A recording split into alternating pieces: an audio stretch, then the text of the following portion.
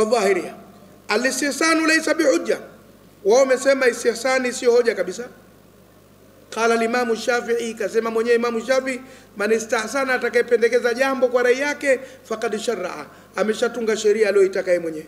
Ai, kwa maana ibtada, kaanzisha shar'an, sheria min indihi, kutoka kwenye nafsi yake mwenyewe. Wa adillatul jamhur hiya ma yali, na hoja za walio wengi ni hizi zifuatazo. Wale ambao wanasema istihsani ni hoja maalum ya kisheria.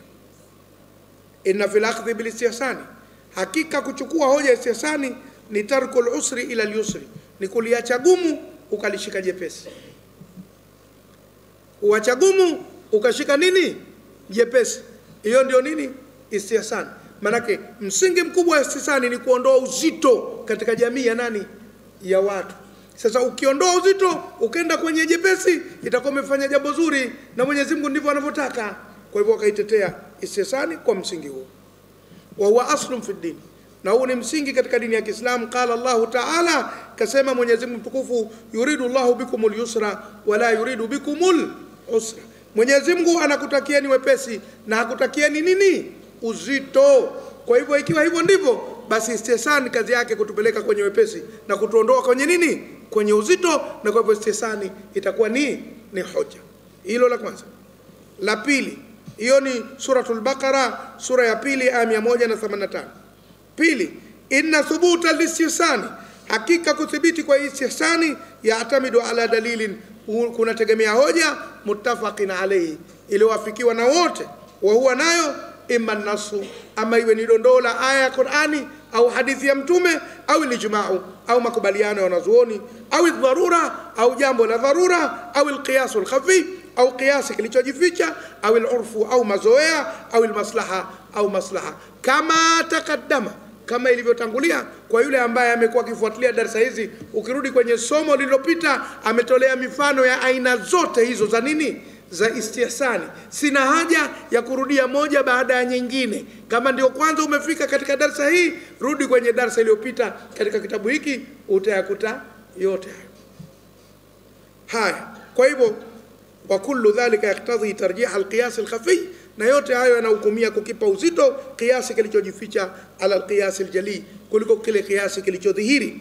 Walistisna'u al-juz'i, na kuvua kipengele kimoja min al-hukm al-kulli, katika hukumu ya pamoja. Wadhālika maqbulun, na jambo linakubalika shar'an, kwa mujibu wa sheria. Hizo ndio hoja za wanaokubaliana na nini? Na istihsan.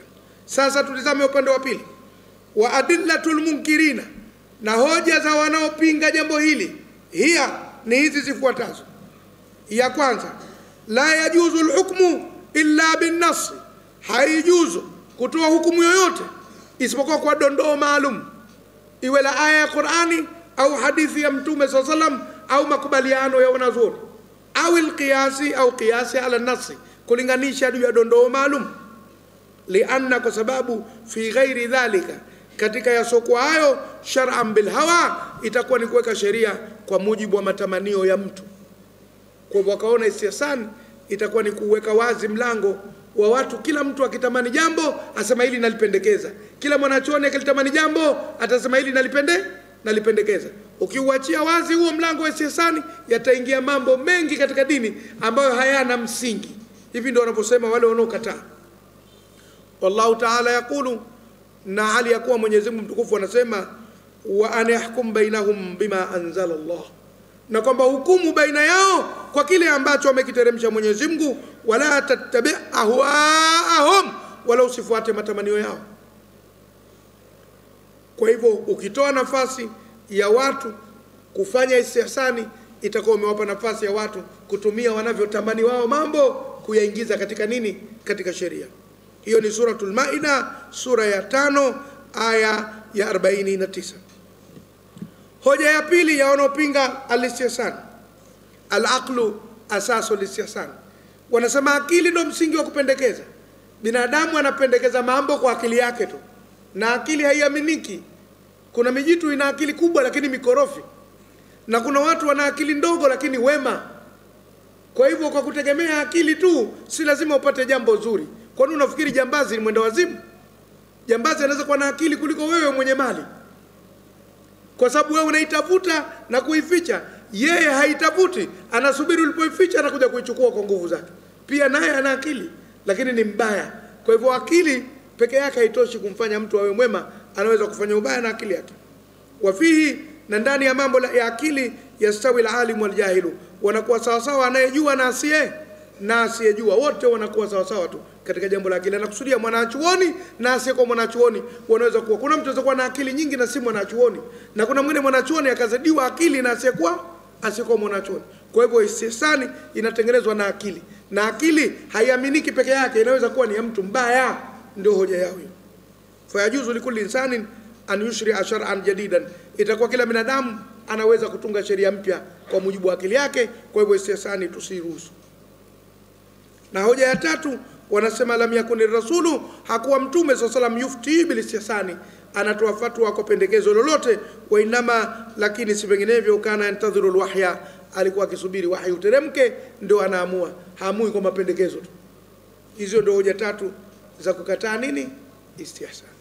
Sasa baada ya kuona hoja hizi, tuangalie mwandishi wa kitabu hichi kataja hoja za wanaunga mkono na hoja za wanao nini, wanaopinga. Anataka kutuambia nini yeye kama mwandishi wa kitabu, na ana msimamo gani kwenye jambo hili. Hichi kitu kinaitwa hitimisho la somo au conclusion of the lesson. Anasema nini? Anasema wayulahadhu, na panazingatiwa, anna hadhihi al-adillata, kwamba hoja zote hizi tatajihu, zinaelekea liinkari tashri'i, katika kupinga kuweka sheria, bil hawa, kwa matamanio. Kitu kikubwa wapinga istihsani, wao wanaogopa kuwa usije ukafungua mlango wa kupendekeza mtu analoliona kwa akili yake, halafu mwisho akatumia matamanio yake katika kupendekeza, akaipinga sheria ya nani? Ya Mwenyezi Mungu. Ndio wasiwasi wao wanaopinga istihsani. Wa hadha muttafaqun alayhi, na jambo hili linakubaliwa na wote. Wa amma haqiqatul istihsani, lakini ukweli wa hii istihsani tunaoisoma ya kupendekeza sheria, inda alqailina bihi, kwa wale ambao wanasema jambo hili lipo, wa huwa al'amalu bi aqwa dalilaini, ambako ni kufanyia kazi yenye nguvu zaidi katika hoja mbili zilizojitokeza. Fala majala lilkhilafi fihi, hakuna uwanja wa kuzozana ndani yake. Wal ulama, na wanazuoni, kulluhum, wote, yaakhudhuna bihi, wanachukua jambo hili la istihsani, baina muwassi'in wa mudayyiqin, baina mwenye kutanua na mwenye kubana. Yani wako wanaochukua istihsani katika uwanja mpana na wako wanaochukua istihsani katika uwanja uliofinya, lakini wote wanakubaliana. Labda nitoe mfano, kama vile mna shughuli ya harusi alafu ikaletwa halua, watu wote watakula halua mathalan waliopo hapo, kama kuna mtu mwenye shida ya sukari, lakini yuko atakayekula halua kidogo na yuko atakayekula halua nyingi. Kama mimi nitakula nyingi, lakini kama watu wazima atakula kidogo kwa sababu anaogopa nini? Sukari. Kahawa hali kadhalika, unataka kupeleka kahawa mahala, mtu akanywa kikombe kimoja akasema basi, mwingine akanywa vikombe 6. Kwa hivyo ni swala kwamba wote wanatumia, lakini kuna anayetumia sana na kuna anayetumia kidogo. Sasa istihsani, anasema mwenye kitabu hiki, wanazuoni wote wa Kiislamu wanaitumia, lakini kuna ambao wanaitumia kidogo sana na kuna ambao wanaitumia katika mlango mpana. Ndio maana wale wanaotumia katika mlango mpana wanafanya mambo mengi yanaleta migogoro kwa hawa ambao wanaitumia katika mlango mdogo sana, lakini wote wanaitumia. Illa, isipokuwa analisana fil haqiqati, kwamba istihsani katika jambo la ukweli, la yuaddu masdaran mustaqillan, haiwezi kuhesabiwa kuwa ni msingi unaojitegemea. Istihsani si hoja yenye nguvu ya kujitegemea, ni hoja ambayo inatakiwa ipatikane hoja nyingine alafu hii ikae juu yake. Umeelewa? Ni kama vile kachumbari kwenye pilau. Haiwezekani umealikwa mahala alafu inakuja sinia ya kachumbari alafu pilau ikaja kwenye kisahani cha chai. Usema sasa ndio nini? Lakini pilau inakuja kwenye sinia alafu kachumbari inakuja kwenye kibakuli. Kwa hivyo istihsani ni kachumbari, haiwezi kuwa ndio lishe kuu. Pawe pana hoja alafu tena muje na istihsani kuweka juu yake. Sio istihsani iwe ndio msingi wenu wa kulikubali jambo tangu mwanzo mpaka mwisho. Itakuwa hiyo sio hoja imara, ni hoja nyepesi. Tumefahamiana vizuri hapo? Kwa hivyo istihsani ina top up over the argument, inakaa juu sasa ya ile hoja yenyewe. Ishakuwepo hoja, alafu juu ya yote kuna pendekezo juu yake. Lakini isiwe ndio msingi wako wa utetezi na mjadala umesimama kwenye istihsani. Istihsani sio hoja yenye nguvu kiasi hicho. Ndicho anachotuambia mwandishi. Wa inama huwa amalun raji'un lilqiyasi, ni kukifanyia kazi kiasi kilichopata nguvu. Unalinganisha mambo, alafu kaona nguvu iko huku, basi ukafanyia kazi ule upande wenye nini? Wenye nguvu. Au ilmaslahati, au kufanyia kazi maslaha ya Waislamu yako wapi, ukaona maslaha yako hapa, ndio ukaenda. Wanahu ya na mfano wa hayo. Somo la istihsani limeishia hapa, lakini tuna dakika ngapi mpaka kufikia 11?